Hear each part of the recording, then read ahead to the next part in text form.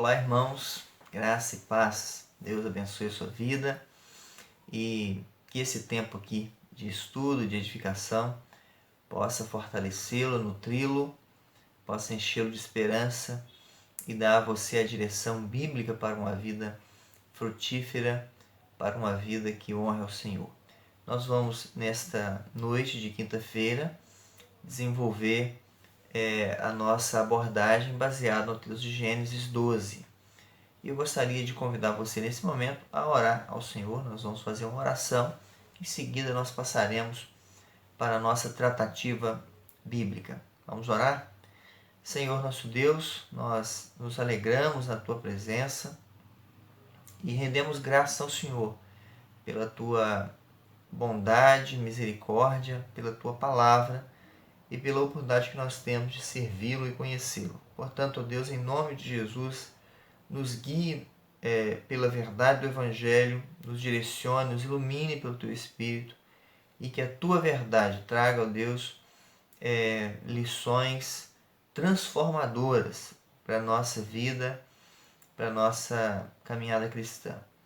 Oramos pela vida daqueles que estiverem conosco, assistindo, participando, buscando edificação. Ó Deus, fale ao coração de cada um em nome de Jesus. Amém. Irmãos, nós vamos ler o texto que se encontra em Gênesis 12, capítulo 12, versos 10 a 20.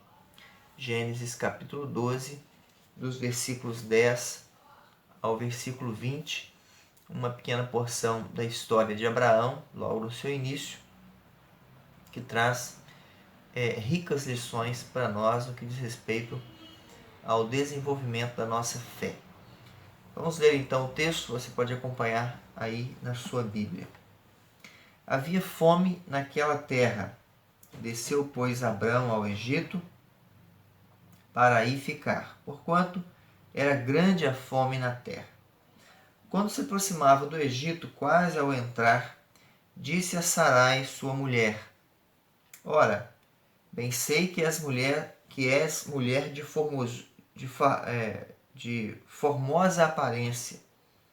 Os egípcios, quando te virem, vão dizer: é a mulher dele, e me matarão, deixando-te com vida. Dize, pois, que és minha irmã, para que me considerem por amor de ti, e por tua causa me conservem a vida. Tendo Abrão entrado no Egito, viram os egípcios que a mulher era sobremaneira formosa. Viram-na os príncipes de Faraó e gabaram-na junto dele, e a mulher foi levada para a casa de Faraó. Este, por causa dela, tratou bem a Abrão, o qual veio a ter ovelhas, bois, jumentos, escravos e escravas, jumentas e camelos.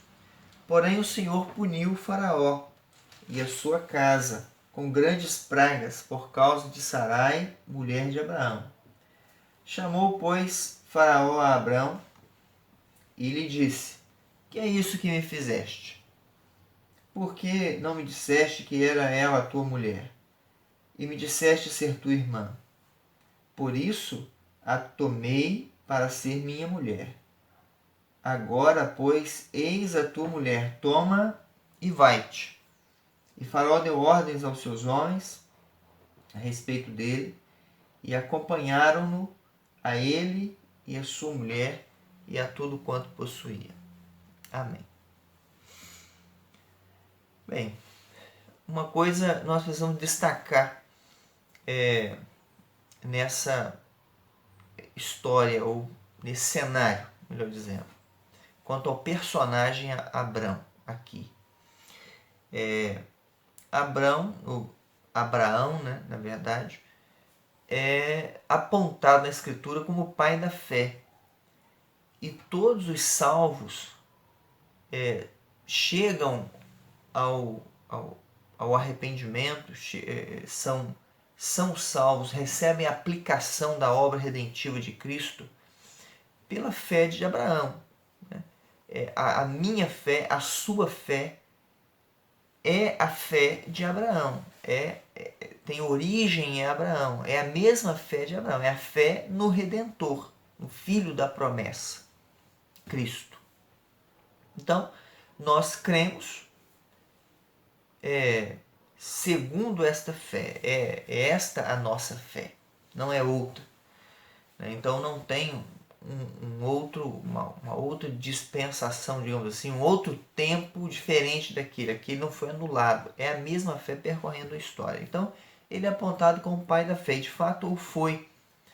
Foi o pai da fé. Ele é a origem desta fé na promessa distinta, pontual, né, acerca daquele que viria redimir. Então, Abraão é descrito na Escritura desta maneira. Ele é vinculado a essa fé salvadora, redentora, o que é provado, por exemplo, naquele episódio ali do filho dele ao ponto de ser sacrificado. Ele leva o filho, Deus pede isso a ele, ele leva o filho, e aí Deus provê naquele momento de um cordeiro para si. O texto de Hebreus é claro ao dizer isto, e acho que lança luz sobre essa ideia de Abraão crer, né? E lá fala, ele creu e isso lhe foi imputado para a justiça. Lá o texto de Hebreus esclarece que naquele momento, né, Abraão creu que Deus poderia ressuscitar Isaac, né? Ele sabia que não ia ficar sem o filho porque Deus o prometeu, né? Então ele creu, né? Então ele de fato tinha construiu no relacionamento com Deus, né? Obteve nesse relacionamento com Deus uma fé robusta de saber quem é Deus, de lembrar do que Deus diz e acreditar naquilo que Deus disse. Até porque até então, até porque Deus não havia falhado com ele em nenhuma das suas promessas, como não falha. Portanto, Abraão é apontado, dito dele ser este homem de fé, o pai da fé. Mas nesse momento da história, Abraão estava no início da carreira. Ainda que ele tivesse crido em Deus, ao ponto de deixar toda a sua família, o seu lugar, a sua casa, a sua parentela, e sair sem um rumo traçado por ele, simplesmente seguindo o que Deus havia orientado, ele tem alguns percalços com relação à sua fé. Ele está novo nessa caminhada. Deus lhe chama, ele acredita, ele vai, ele chega a Canaã, né? Deus lhe guia até ali, ele fica ali nos entornos de Betel e vai seguindo a trajetória. O texto diz que ele vai seguindo para o Negueb, ele vai seguindo o caminho e acontece algo, ele experimenta algo distinto naquele lugar. Ele experimenta estar num lugar açoitado pela fome. A terra de Canaã está vivendo um período grande de seca e fome. Não é a primeira vez, né? Na época de Jacó acontece também, né? E eles vão para o Egito buscar suprimentos, né? Enfim, Abraão, ou nesse caso aqui ainda Abrão, ainda não é, né, este homem de fé robusta. Ele experimenta alguns problemas com relação à sua fé nesse episódio, nesse cenário, nesse início de caminhada com Deus, de seguir a Deus. Ele ainda tem uns resquícios de uma vida no qual ele não tem esse relacionamento com Deus de forma profunda, de confiança plena, absoluta em Deus, de consultá-lo para tudo, de saber que é nele que nós obtemos o conselho para tomar as decisões da nossa vida, né? Então nós acabamos carregando um pouco desta herança que Abraão tem aqui nesse momento, né? Esta herança de tentar resolver, né? de tentar dar o nosso jeito. Então Abraão toma algumas atitudes aqui que nos apresentam alguns aspectos, algumas consequências de quando a fé é insuficiente, né? Quando apenas crer em Deus não traz consolo ao coração. Normalmente isso acontece em pessoas de caminhada curta, porque normalmente é resultado de uma vida cristã imatura ainda que pessoas maduras possam tomar atitudes que demonstrem falta de fé. Pode acontecer, obviamente, mas é muito mais comum em pessoas que ainda estão no caminho da maturidade, né, buscando, progredindo na maturidade, ainda não alcançaram essa maturidade. Portanto, quando a fé é insuficiente, algumas coisas acontecem em efeito cascata na vida das pessoas, né, que experimentam isso. E o texto vai nos ensinar essas coisas aqui, essas características, esses princípios. Bem, em primeiro lugar, primeiro aspecto que nós podemos destacar, a primeira consequência que nós podemos destacar de uma fé insuficiente, baseado na experiência de Abraão, é que uma fé insuficiente nos faz tropeçar diante de obstáculos. Obstáculos acontecem, surgirão na vida de todo cristão. Durante toda a sua vida, os obstáculos estarão lá, mas eles devem ser superados, né? A fé nos equipa, nos condiciona a superar os obstáculos, não tropeçar neles. Então veja que uma fé insuficiente nos faz tropeçar nesses obstáculos. E essa experiência trágica de Abraão nos ensinam 3 aspectos relacionados a esses obstáculos que fazem tropeçar. Primeiro aspecto é que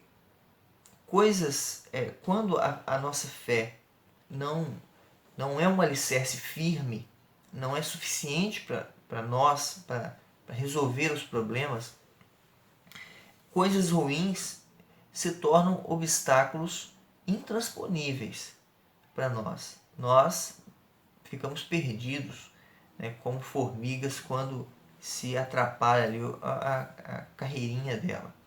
Nós ficamos sem norte, sem orientação, né? Veja que nesse momento da história de Abraão, a fome na terra de Canaã faz Abraão tomar uma decisão sem a presença de Deus, né?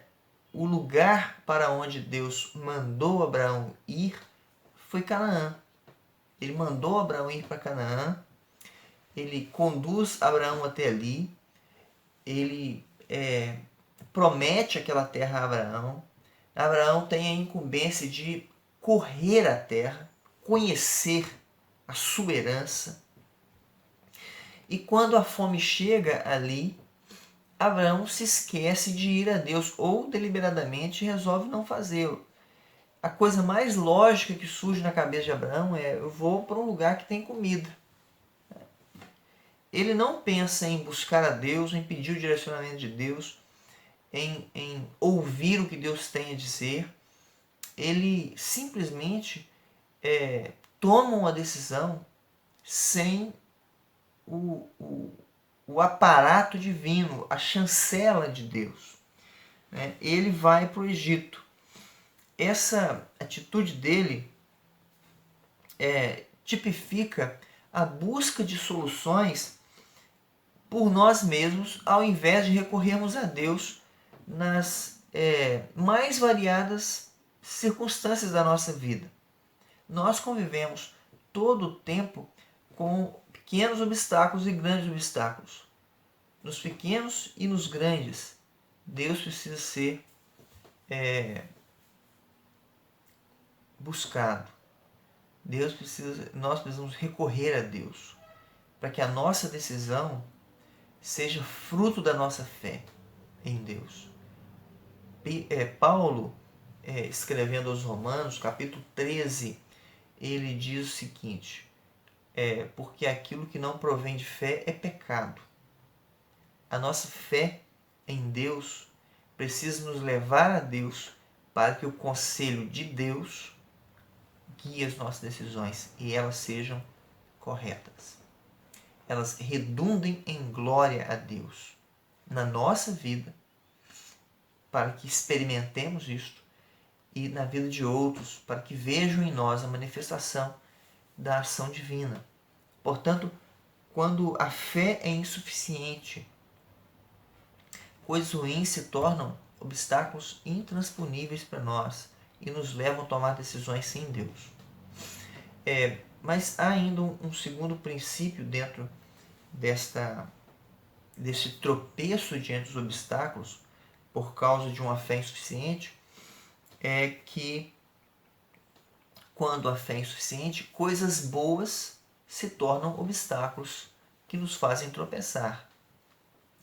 Veja que quando Abraão chega no Egito, ele se depara com um dilema pessoal, um problema que não deveria ser um problema para ele. Ele imagina que os egípcios tirarão dele sua esposa. E aí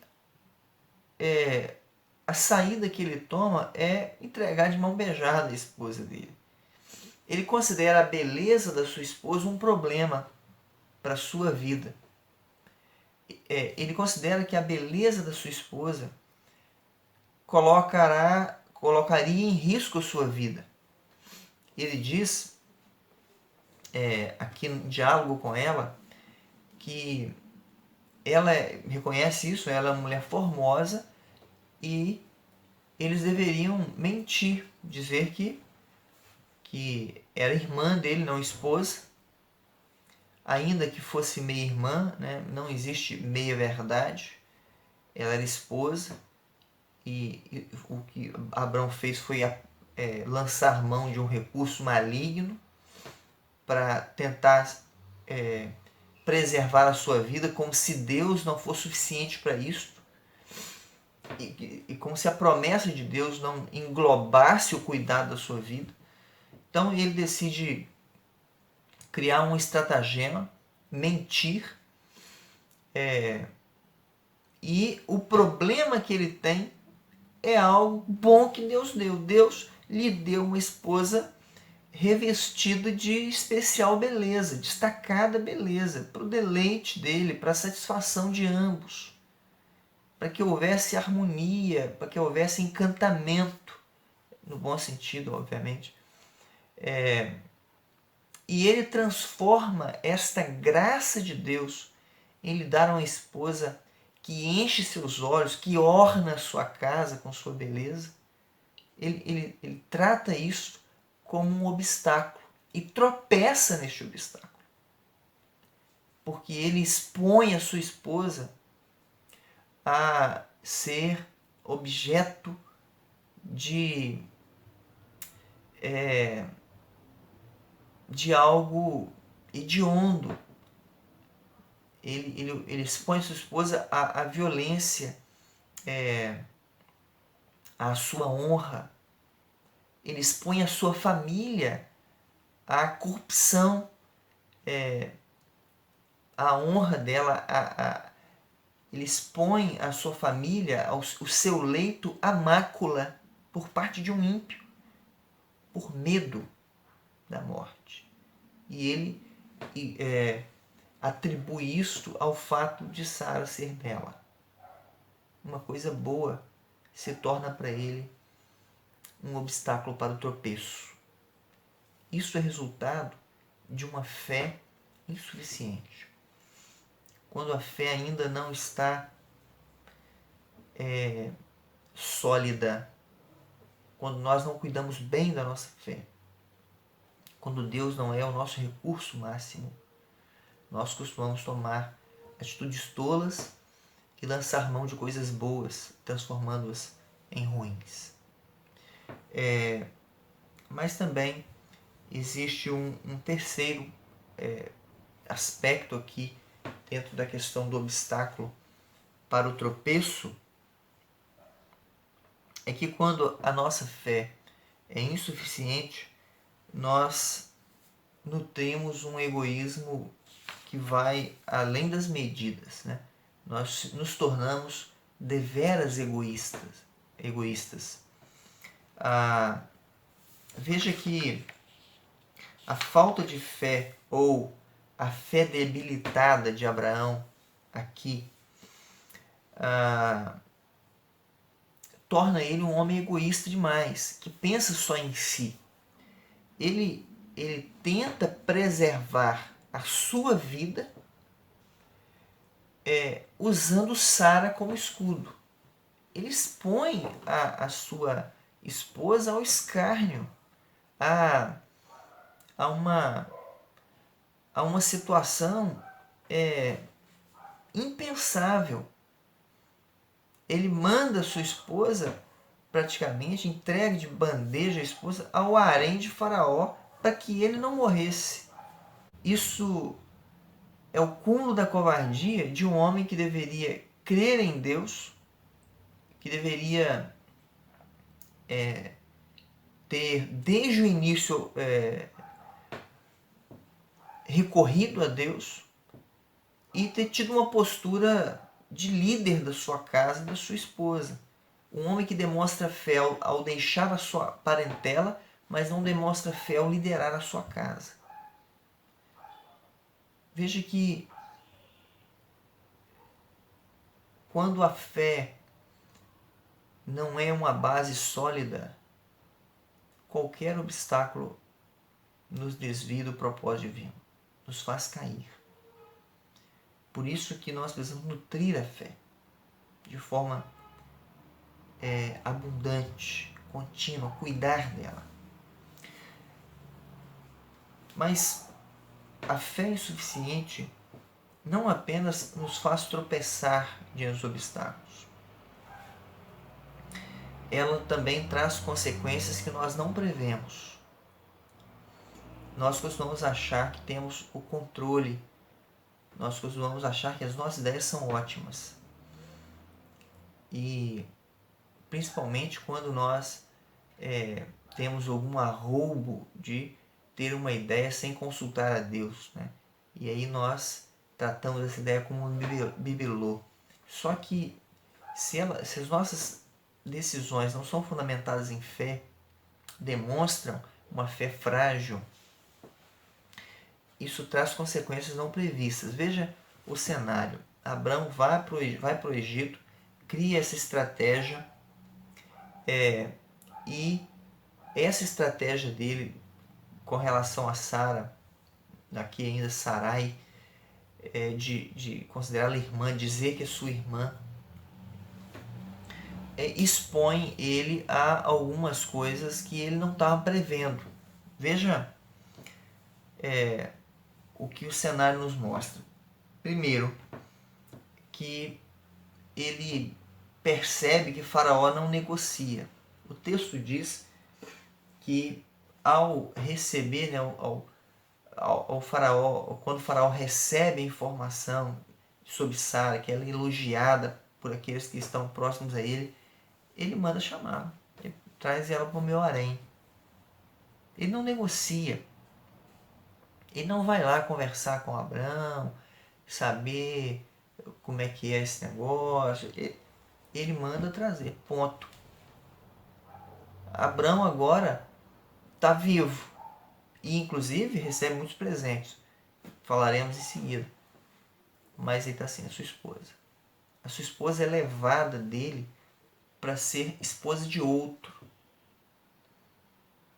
Isso foge ao seu controle, isso foge ao seu domínio, porque quando nós tomamos decisões sem consultar a Deus, que estejam fora da vontade de Deus, que destoe do preceito divino, que rejeita a presença de Deus, que ignora o que Deus diz ou a pessoa de Deus, nós teremos que lidar com consequências não previstas. E normalmente consequências que nos abatem, que nos esmagam, que nos envergonham e que tende a nos levar novamente a Deus. Consequências que nos mostram que nós não temos o domínio de todas as coisas. Nós não temos o domínio da história. Por isso servimos a um Deus que tem. Mas existe aqui nesse cenário uma segunda consequência que Abraão não prevê.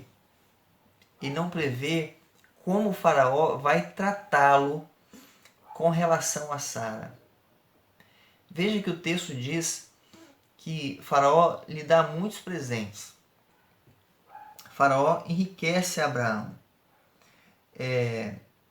Ele trata bem Abraão por causa de Sara e dá a ele ovelhas, bois, jumentos, escravos, escravas, jumentas, camelos. Ele abastece Abraão. Ele torna Abraão um homem abastado ali. E só que ele não faz isso simplesmente por nada, né? Ele está comprando. Esse é o preço de Sara. Esse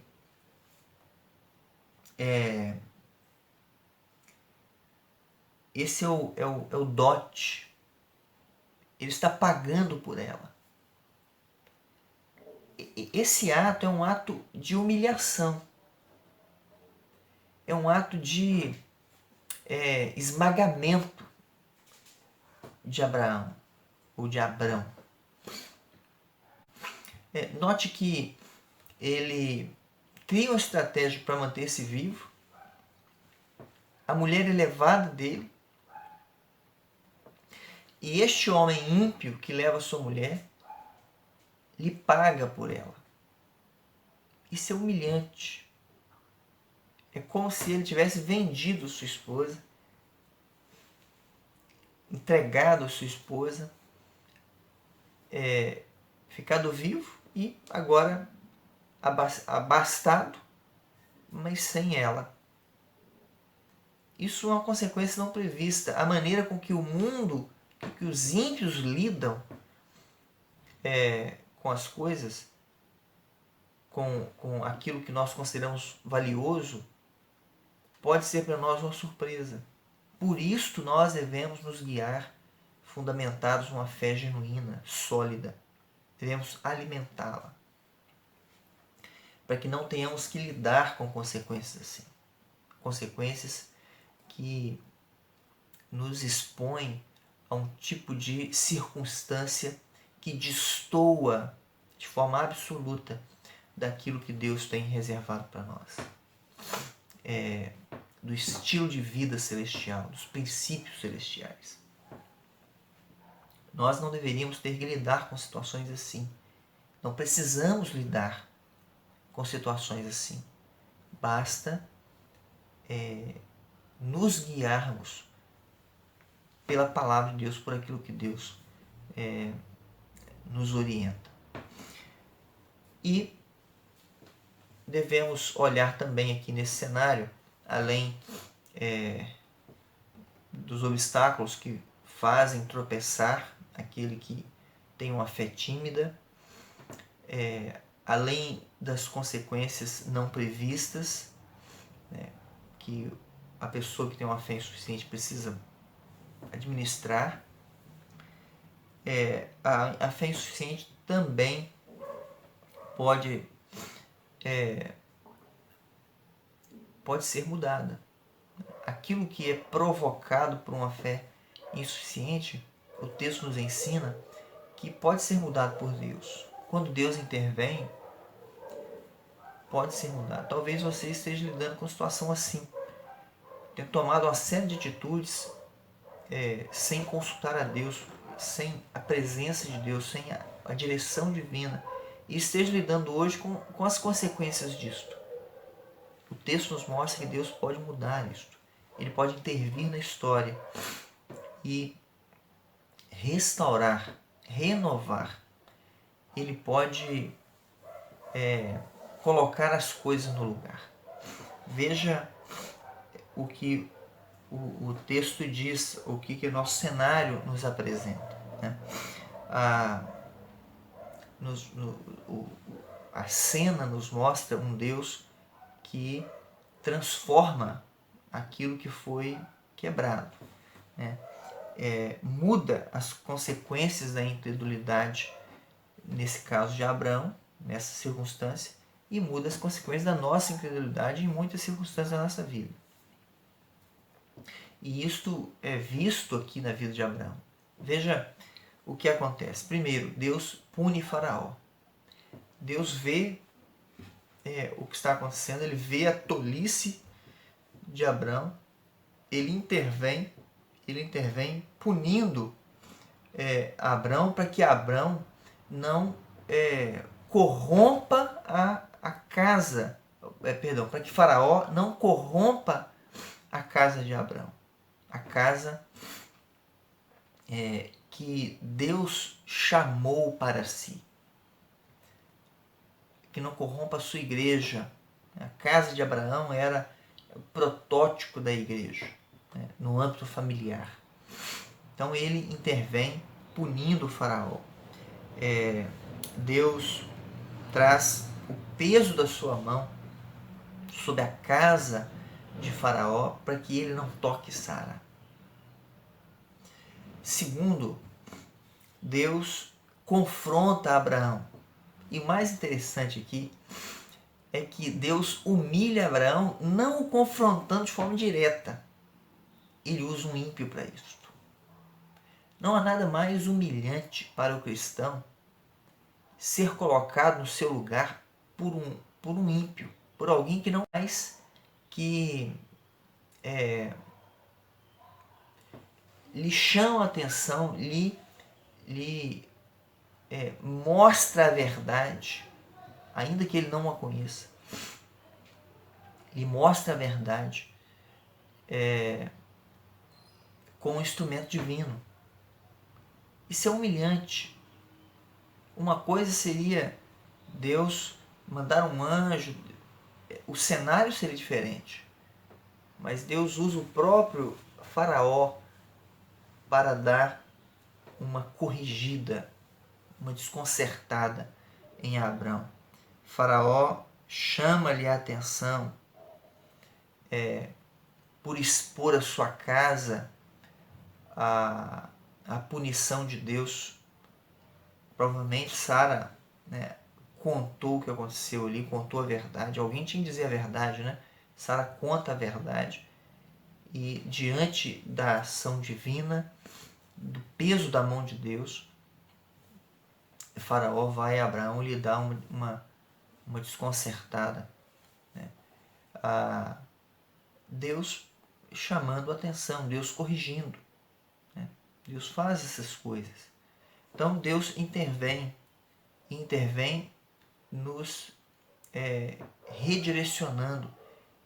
E em alguns momentos nós vamos precisar levar uma instrução mais dura da parte de Deus, ainda que Ele use alguém que nós não gostaríamos que chamasse a nossa atenção, né? Vejamos, por exemplo, o caso de Balaão. Deve ser muito pior ser chamado a atenção por uma mula, né? Então, Deus chama nós, nos confronta. E quando Deus nos confronta, quer seja usando o ímpio ou não, nós devemos avaliar isso sob a ótica da fé. Qual a lição que nós tiramos disto? Mas Deus intervém também mudando o cenário da nossa vida. Neste caso aqui, Ele tira Abraão do Egito. mais humilhação para Abrão, né? Deus tira Abrão do Egito, mas não sem ensiná-lo uma lição preciosa, porque ele não sai, né, tranquilamente, levando os seus pertences, soltando fogos, comemorando. Não. Ele sai expulso. Faraó o expulsa do Egito, coloca escolta ao seu lado, leva até os limites e bota fora. Ele sai com os bens que ganhou, ele leva sua esposa, mas ele leva também as consequências do seu pecado. Porque do Egito ele leva Agar.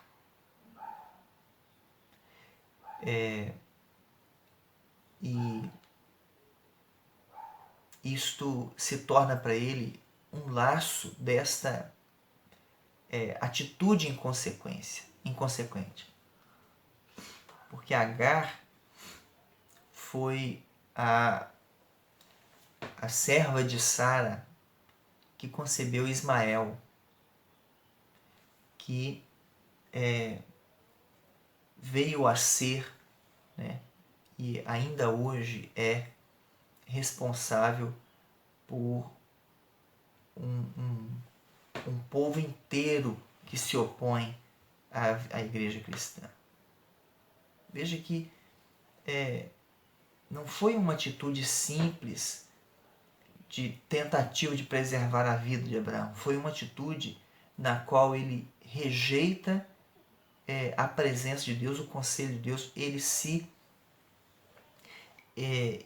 esquiva de ir a Deus para buscar orientação. Ele deixa de confiar em Deus para suprir as suas necessidades mais básicas e decide fazê-lo sozinho. E quando nós decidimos fazer sozinhos, nós nos damos mal. Então Deus pode mudar a sorte. Deus pode mudar o cenário. Deus pode transformar aquilo que um dia nós, por nossa própria atitude, corrompemos. Deus pode fazê-lo. Deus faz isso na vida do seu povo. Deus renova a vida do seu povo. Quando o seu povo, de forma insensata, se desvia dos seus preceitos. Deus tem prazer nisto. Mas é muito melhor não tomar essas atitudes. É muito melhor não agir com falta de fé ou com uma fé insuficiente, uma fé debilitada. É muito mais prudente recorrer a Deus em toda circunstância. Porque todas as vezes que Deus intervém para restaurar a nossa vida, as marcas da insensatez nos acompanham.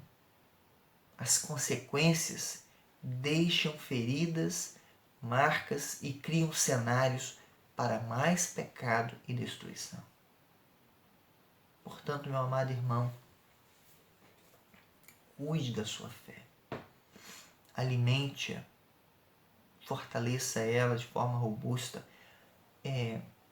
Vale-se da sua fé, vá a Deus, inclua Deus em tudo na sua vida. Há muitos obstáculos, coisas boas e ruins, e você precisa se guiar pela fé, para que os obstáculos, que já são obstáculos, e aqueles que nós costumamos construir, não nos façam tropeçar. Não nos façam tropeçar. Deus pode intervir e mudar tudo. E Deus pode fazê-lo de várias maneiras, inclusive nos confrontando e nos humilhando. Mas você não precisa experimentar isto. Você pode viver sob a orientação de Deus sem precisar ter o seu curso corrigido. Basta se guiar pelo caminho que Deus estabelece. Mas se se aconteceu algo na sua vida que precisa de restauração, Deus pode intervir e restaurar. Busque-o. Busque-o. E por fim, o noivo, o nosso noivo, não nos abandona. O nosso noivo não olha para si mesmo. O nosso noivo, o nosso Redentor, dá a vida por nós. E não nos manda para os lobos para preservar-se. Ele se entrega para que a sua noiva viva. Confie nele. Creia no noivo.